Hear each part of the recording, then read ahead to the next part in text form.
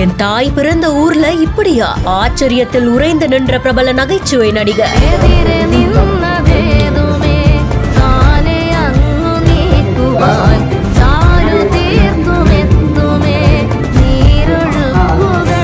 ஆதி தமிழர்களின் பொக்கிஷங்களை பார்த்து பார்த்து வியந்து போன காட்சி.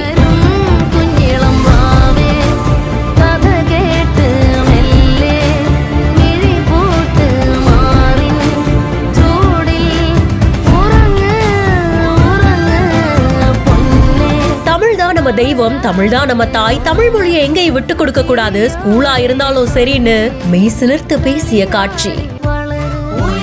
எங்க அம்மா பிறந்த ஊர் இப்படி ஒரு அழகான ஒரு அதிசயத்தை பார்க்கும்போது பெருமையா இருக்கு. என் தாய் பிறந்த ஊருன்னு சொல்றேன். எங்க அம்மா பிறந்த சந்தோஷம். எங்க அம்மா பிறந்த வீடு எல்லாம் இருக்கு. இந்த ஊர்ல இப்படிப்பட்ட ஊர்ல எங்க அம்மா பிறந்திருக்குங்கும் போது அப்பா கடவுள் இங்க கொண்டாந்து பிறக்க வச்சுட்டான். நீ பிறந்தா இங்கே வர, இங்கதான் உள்ள நிறைய ஜாமான் சட்டு கிடக்குன்னு சொல்லி கொண்டாந்து இங்க பெற்று போட்டுருக்கேன். அது பெற்று போட்டு வந்தா நானும் ஒண்ணு போதுமே, உலகம் போல புகழ் கொண்டு போயிடுச்சுல்ல. கண்டிப்பா சார். திருபுவனத்துக்கு பக்கத்துல இருக்கக்கூடிய கீழடி அருங்காட்சியகத்தை நடிகர் வடிவேலு அவர்கள் நேர்லயே போய் பார்வையிட்டு இருந்திருக்காங்க. 2 ஏக்கர் பரப்பளவுல கீழடியில இந்த அருங்காட்சியகம் கட்டி முடிக்கப்பட்டு 2023 இருந்து ஏராளமான பார்வையாளர்கள் பார்த்து ரசிச்சிட்டு இருக்காங்க.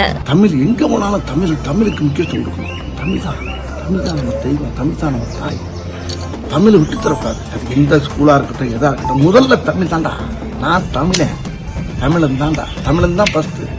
அப்புறம் தான், அதாவது தமிழ்நாடுங்கிற ஒரு சின்ன நாடு தான். ஆனா இதோட மொழி எவ்வளவு பெரிய உலகம் போனா பரவி இருப்பாங்க. விண்ணுல இருந்து மண்ணுல இருந்து விண்ணு வரைக்கும் இருக்கு. நம்ம பல ஆயிரம் ஆண்டுகளுக்கு முன்னாடியே பழந்தமிழர்கள் இந்த அளவுக்கு இவ்வளவு பாரம்பரியமான நாகரிகமான ஒரு வாழ்க்கையை வாழ்ந்திருக்காங்களா அப்படின்றது பலரையுமே ஆச்சரியத்துல ஆழ்த்துது. ஏறத்தாழ 3 லட்சம் பேர் பார்வையிட்டு ஆச்சரியப்பட்ட இந்த அருங்காட்சியகத்தை நகைச்சுவை நடிகரான வடிவேலு அவர்களும் பார்வையிட்டு இருந்திருக்காங்க. இங்கு காட்சிப்படுத்தப்பட்ட பொருட்கள் என்ன, அதுடைய வரலாறு என்ன அப்படின்றது குறித்து விளக்கமும் கொடுக்கப்பட்டிருந்திருக்கு. பொறுமையா அருங்காட்சியகத்தை பார்த்து ரசித்தவர் செய்தியாளர்கள் கிட்ட இந்த கீழடியுடைய பெருமையையும் தமிழுடைய பெருமையையும் பார்த்து வியந்தது குறித்து பல விஷயங்கள் சொல்லியிருக்காங்க.